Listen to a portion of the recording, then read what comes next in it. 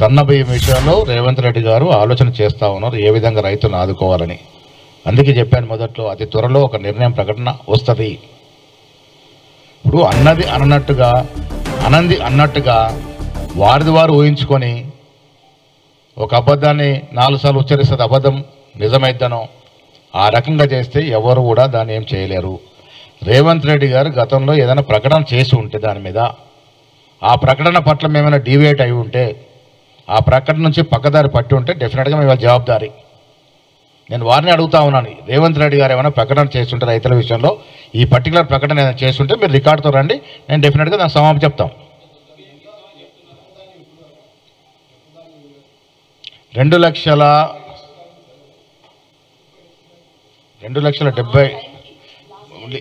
ఇప్పుడు ఈరోజు కాదు, ఆ రోజు వాళ్ళు చేసిన టైంకి మేము చేసిన టైం వ్యత్యాసం చూపిస్తా ఉన్నాను మీకు. డిఫరెన్స్ ఒక పర్టికులర్ టైం పెట్టుకొని, పర్టికులర్ డేట్ పెట్టుకొని ఆ డేట్ నాడికి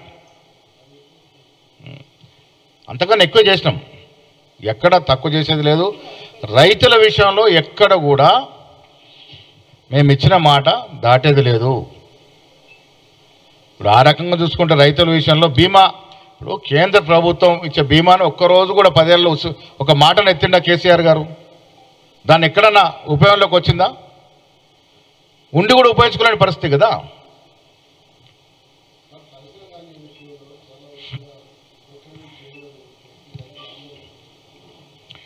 ఇప్పుడు కొన్ని పారామీటర్స్లో ధాన్యాన్ని ప్రకృతి చేస్తారు.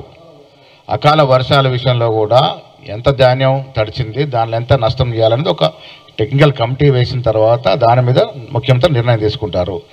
నేను మీకు ఉదాహరణ చెప్తా. కరీంనగర్ మంత్రి గంగుల కమలాకర్ గారు మంత్రిగా ఉన్నారు. ఉదాహరణతో చెప్తా ఉన్నాం, మా నిజామాబాద్లో కానీ కరీంనగర్లో కానీ ఒక్క బస్తా మీద ఎంత తరుగు తీశారు ఆ రోజుల్లో. ఎంత అన్యాయం అంటే ఒక బస్తా మీద 6 నుంచి 10 కిలోలు తరుగు తీసిన సందర్భాలు ఉన్నాయి. పోయిన సంవత్సరం 2 సంవత్సరాల క్రితం చెప్తా ఉన్నాను. 2 కిలోలు, కిలోన్నర 2 కిలోలు అంటే మ్యాక్సిమం తరుగు. 8 నుంచి 10 కిలోలు తరుగు తీసి రైస్ మిల్లర్లు రైతులు దోచుకుంటా ఉంటే ఆనాడు అధికారంలో ఉన్న మంత్రి, ఇంకా కొన్ని పేర్లు చెప్పకూడదు, మా జిల్లాకు సంబంధించిన మహిళా నాయకురాలు వీళ్ళంతా కూడా వాటాలు వేసుకున్నారు. కిలో ఒక బస్తా మీద 10 కిలోలు తరుగు తీసిన పాపం ఇవాళ పండింది. 8 నుంచి 10 కిలోలు తరగంటే ఏంది అది? రైతు ఏం కావాలి?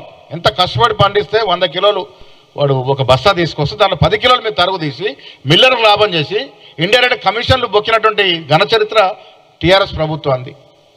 ఇవాళ ఆ కార్యక్రమం మేము చేయట్లేదే. నిజంగా కూడా నిజాయితీ కూడా రైతు పండించిన పరిపూర్ణంగా వారికి ధర రావాలనేది మా ఆకాంక్ష, మా కోరిక కూడా. ఎక్కడ కూడా డివేట్ అవ్వట్లేదు.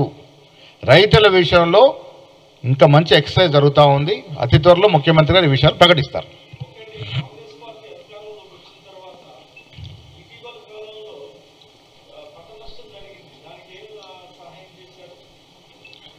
పంట నష్టం జరిగిన దాని మీద కోదండ రెడ్డి గారు చాలా సీనియర్ మోస్ట్ నాయకులు అధ్యయనం చేస్తూ ఉన్నారు. డెఫినెట్గా ప్రకటిస్తారు. ఏది ఉన్నా కొద్ది వెనక ముందు కానీ వస్తుంది. ఖజానా పరిస్థితి ఏంటో ఒక్కసారి మీరు మాకన్నా ఎక్కువ నిష్ణార్థులు అధ్యయనం చేయండి. ఇవాళ రాష్ట్ర ఖజానా పరిస్థితి, రాష్ట్ర ఆర్థిక పరిస్థితి ఏమిటి, ఎలాంటి పరిస్థితులు మనకు రాష్ట్రాన్ని ప్రభుత్వాన్ని అప్పచెప్పినారు.